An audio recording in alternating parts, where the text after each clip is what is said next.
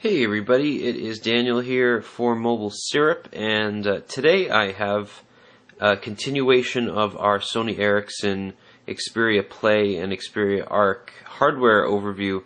Today I'm going to be showing you some of the software improvements that Sony Ericsson has graced the hardware with, and this is running Android 2.3.2 Gingerbread. And first of all, we're just going to take a look at that software version over here. So you see in the settings menu, it's largely the same as any existing Android menu except for this Sony Ericsson tab on the top. And you see here you can adjust your connectivity, so when you connect your USB cable to the phone, whether it launches the PC Companion, which is a sync program that is separate from the device and it's loaded on your Windows machine, or you can do media transfer or mass storage. This is very similar to what you have with the HTC Sync on an HTC device. As well, you can set your tethering and portable hotspot here. You also have settings download. That would include, we included with a SIM card. So what you do is, if you're having any issues getting APN settings for data transfer over the network, you just download those settings straight from the Rogers server, and you get that and any usage info. You can actually send anonymous usage info to Sony Ericsson, and it claims that it helps improve service. That's up to you. So everything else seems fairly stock. You have your display here. You can turn on and off the mobile Brave engine. I have not tested out the difference in battery life. I can't imagine it would be that big, but what this does is it enhances photo and video image quality. That's largely when you're playing high definition video. It adds some filters to make it sharper, to make it to increase the contrast and color saturation. It does look pretty good, and I will show you that in a second. Next, there is nothing on this device right now in terms of internal storage. I have not loaded any apps on it. As you can see, out of the box you have about 288 megabytes free. Not a lot of space. That's akin to kind of the first generation of Android devices like the Nexus 1 that only had about 100 megabytes of free storage, and that necessitated in Android 2.2 Froyo Google adding the ability to transfer apps onto your SD card. Now that is included here, and in the 8 megabyte micro SD card there is a lot of space that's free, but most apps that you download from the market will be stored on your internal storage, so just be aware of that. Now most games, for example, are downloaded in small portions onto the internal storage, and then once you get into the game itself, then it'll download a large amount onto your onto the SD card. So don't worry too much about storage. You have your stock Android keyboard here. This is not the Gingerbread keyboard. We would have preferred something along the lines of Gingerbread, and I'll show you the keyboard in a second. But one of the options here is to vibrate on key press, which is nice, and you can have it learn new words when you add a new word to the dictionary, and quick fixes, etc., which is nice and helpful. And the autocorrect on here is pretty good. You also have Chinese and Japanese keyboards if you so desire. So about phone, this is not the newest version of Gingerbread. Since this phone was announced, Google has released Android 2.3.3, but that's just some updates to do with the near-field communication capabilities for Gingerbread, and this phone does not have an NFC chip inside of it, so that will not be of interest to you. Now, in Gingerbread, there is this new menu here when you go into what's using your battery, and you can tell not only what services have been using your battery, but also this nice graph here on what exactly has been using the battery and how long it's been on battery, and this is very helpful for you to determine what is squeezing the life out of your device. So that's just a look at the settings here. First of all, you'll see here that this is the new Mediascape and Timescape widgets, and these widgets are much smoother in use than what they used to be on the X10. At the same time, these images are a little bit low resolution for me, and the widget itself, while very, very useful in obtaining information, doesn't help you all that much when you're trying to interact with it. For example, it just takes you right to the mobile website as opposed to allowing you to reply in line. So what you can do, though, is say you want to update your status. That will take you over here, and you have the ability to update your Twitter, Facebook, and a number of other services that I will show you in a moment. So you can see performance is really good. But again, if you don't want to use it at all, you just drag it right down there, and you saw that cool animation for the widget. You get it right back using the Timescape widget right over here. So again, you can select your source. Timescape will consolidate all of them. You can have calls, only Facebook, only your SMS messages, or only Twitter. The next screen here included is the music widget. You click on that, it brings up the new music player. It operates in both portrait and landscape mode. It's very attractive. The sound on this device is pretty good, coming from the one speaker at the bottom.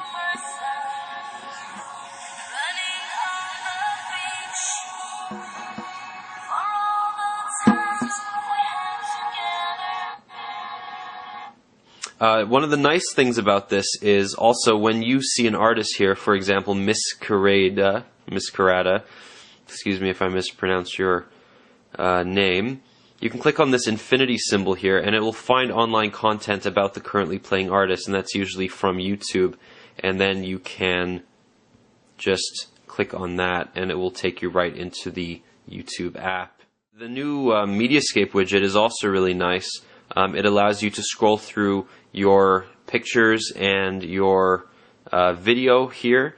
There are a couple included videos on this device, as well as some beautiful photos that are meant to show off the screen. You can see a photo like this, for example.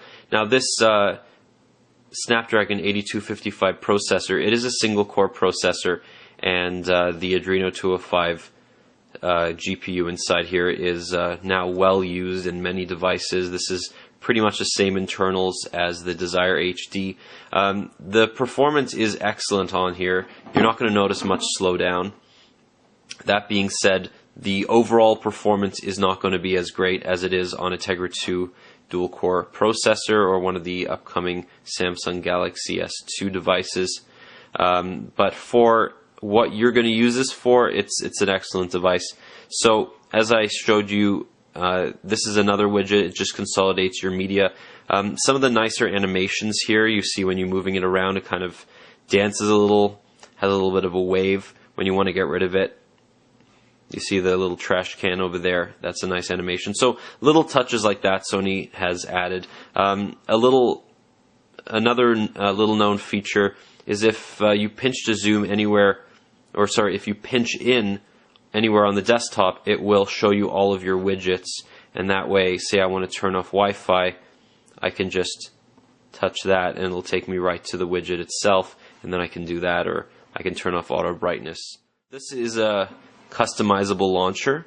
For example, you can hold this down and take it to the desktop. Media will show you one of these three icons. In your gallery, you have your music player, and what's nice is an included FM radio. You do have to have headphones plugged in for this to work. However, it does work nicely. I can attest to that. Messaging,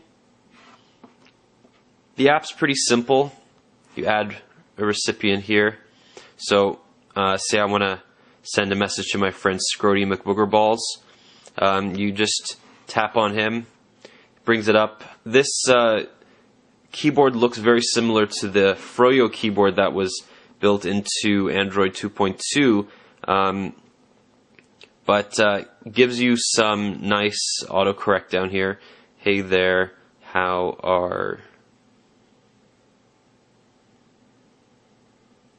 you doing?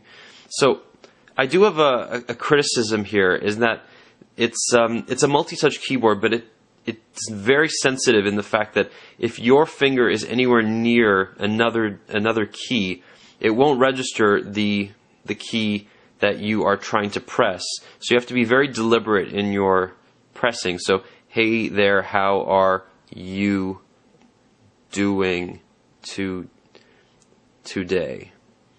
It does bring up a second menu here with all your symbols. You can get an alternate list of symbols, and you also have a list of emoticons, of course, and you can jump right into your settings over here. We're going to just jump into the app drawer. You can see that it's a horizontal app drawer, very smooth. Your browser, let's load up Mobile Syrup.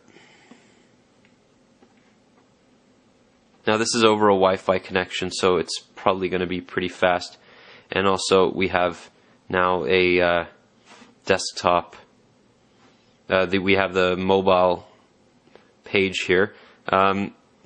This is a video that I made, and it's just going to show you the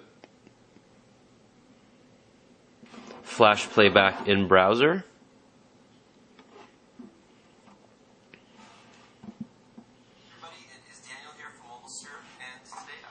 It's a little bit jaggy.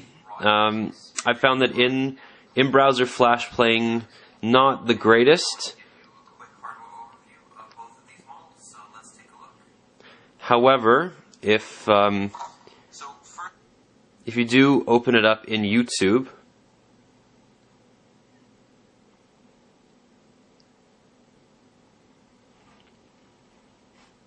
that will play very nicely in high quality, and this is 720p.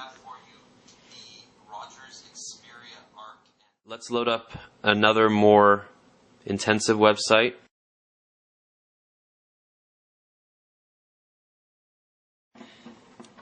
So you can see scrolling pretty smooth. Pinch to zoom works, the same as most other, second generation single core Android devices. A little bit of lag on the pinch to zoom.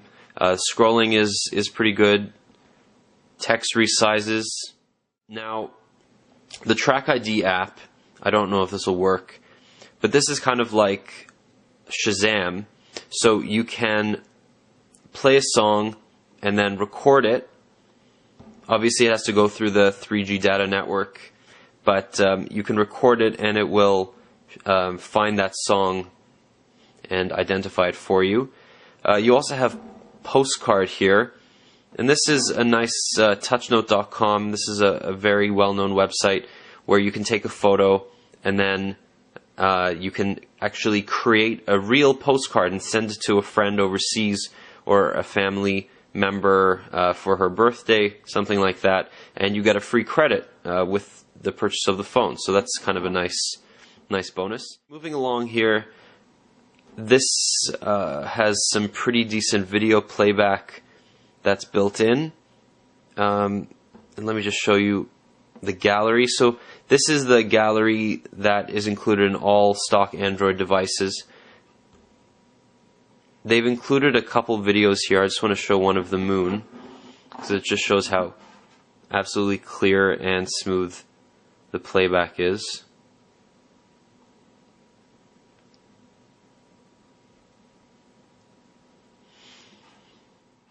So lastly, I just want to show you the camera software. Now the 8 megapixel camera on here takes awesome photos. I'm really impressed with it. One of the nice features is that you can actually set it to take photos just by tapping on the touch screen here. You can also view your gallery just by dragging, if you get it in the right place. So you can just drag your finger, kind of like Windows Phone 7, back and forth like that. Your settings are fairly rudimentary. You have the ability to detect smiles, so that it won't take a photo unless somebody's smiling. This will detect a scene automatically, and there are several scenes that it's pre-configured to detect. You can take 8 megapixel 4:3 photos or 6 megapixel 16:9 photos. So the default resolution is not actually 8 megapixels, it's 6 megapixels, but that's not you're not going to notice that much in difference. You can set a self timer, and the flash is really good, and it also has built-in red eye reduction, and that just delays the flash, or it flashes twice. So menu here, you have a little bit more depth. You can set geotagging, and you can turn off the shutter sound if you'd like.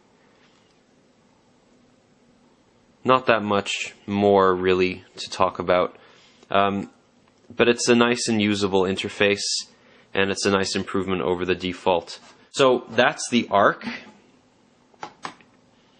The couple additions with the Play, obviously you're going to experience a very similar interface. This is a 4-inch screen, so it's a little bit smaller. Once you get into the gaming portion of the Play, however, once you open up the gaming controls, you go directly into this Xperia Play experience. A couple other things: you get your Rogers apps pre-installed, you get your ringbacks, your ringtones, you get Rogers On Demand, you get, let's take a look at that actually.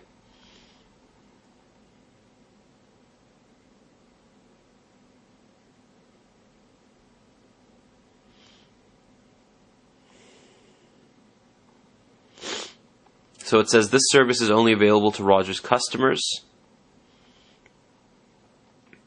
This is very much like the Bell TV app that I've showed you in previous videos, but Rogers is really trying to make a stab at this. So you do have to subscribe to content. Because I'm on Wi-Fi, it won't let me. But that's a quick view of the app itself. The camera app on the Play is actually the stock Android experience, but unlike the Arc, this has a forward-facing camera.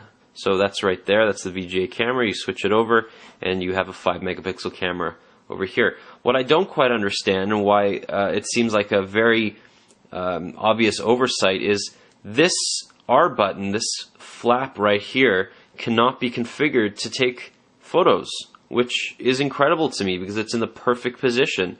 And although it doesn't have the dual, halfway down to focus, all the way down to take the photo capability, I just think that that was an easy oversight that they made there. So what I wanted to show you quickly was how Crash Bandicoot, which is a PS1 game, I'm going to continue my game.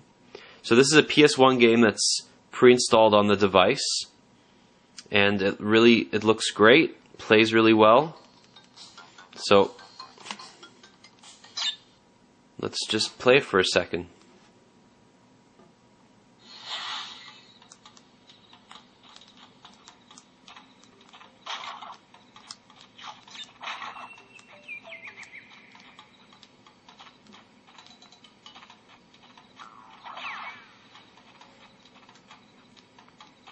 So if you're looking for probably the best Android gaming experience out right now, you know that there are going to be 60 games available at launch on the 28th on Rogers. That includes custom Android apps that have been modified to play on the Xperia Play, or they are just regular PS1 games that have been converted like this and are available in the market. So what I'm going to do now is just quickly take you into that market.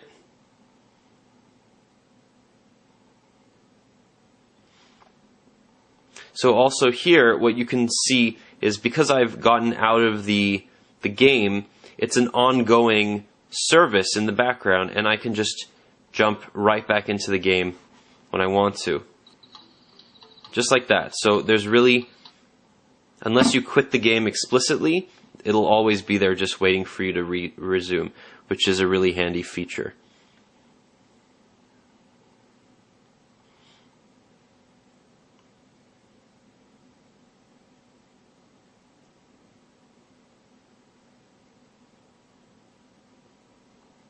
So here you have your market, and the first thing you'll notice is that the Sony Ericsson icon has taken over where My Apps usually is. So My Apps is now found in the context menu, which is really disappointing and kind of greedy on the part of Sony Ericsson, in my opinion, because their offerings are not at all attractive right now. You have some extensions of the Timescape widget. For example, you can add your Foursquare, your LinkedIn. On Verizon, you can have VZNet. So it's a little bit greedy in my opinion, but you know what, they're entitled to it.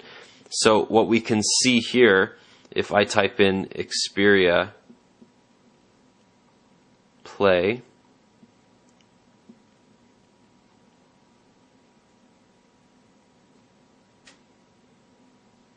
it's going to search for all the games that have been modified for the Play. And so far there are quite a few. So if you take a look here, Home Run Battle, it says Xperia Play Optimized. So some games will sell in a universal package, and some will sell on their own.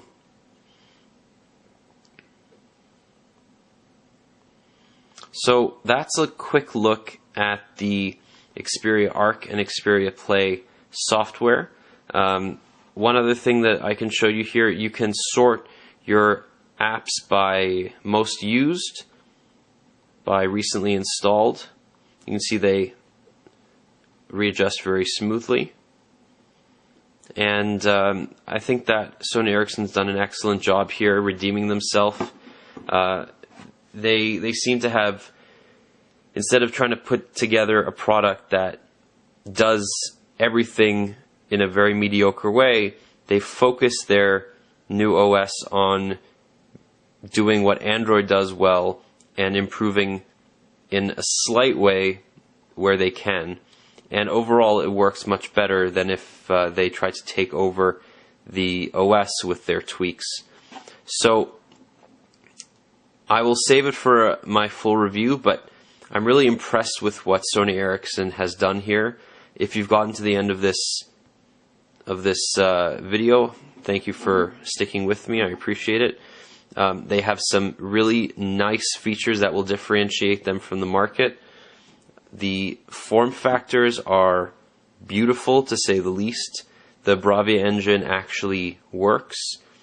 I'm a little bit underwhelmed with the Arc in terms of differentiation. I think the Play is going to find a bigger market share in terms of gamers. I think that the Play is offering something that no other Android device is right now, and even though it's quite thick, it functions really, really well as a phone, and I think the added thickness does not take away from its overall use as a gaming device and a phone. So that's a software overview of the Gingerbread upgrade for the Xperia Arc and the Xperia Play. My name is Daniel, and I thank you so much for watching. If you want your 30 minutes back, I'm sorry. They're mine now, and hopefully I will redeem myself next time. So from my beautiful Cuban drum here, this is Daniel signing out. Thanks for watching. Bye-bye, guys.